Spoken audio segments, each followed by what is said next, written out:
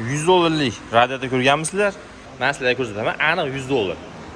Bu radiator Monza mashinamiz radiatori bo'ladi. O'zining eski radiatori, konditsioner radiator bu, antifrizlik emas.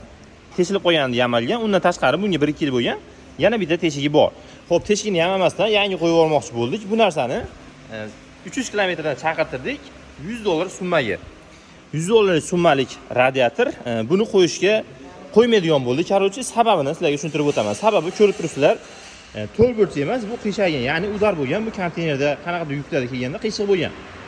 Sizlarga savol, bu narsani qo'yish kerak aslida o'zi, lekin bu qiyshayib ketgan. Bu qiyshayib ketganini biz to'g'rilashimiz kerak. Ya'ni bu tomondan ushlab, bu tomonni ezishimiz kerak, ya'ni joyi qiyshatirishimiz kerak. Bu holatda bilasizlar, alyumin o'ta ham nozik bo'ladi. Yana ham bu radiatorda o'ta ham yupqa alyumin bo'lganligi uchun ezganimizda qaytadan yorilib yoki qaytadan treshina bo'lib qolishi mumkin.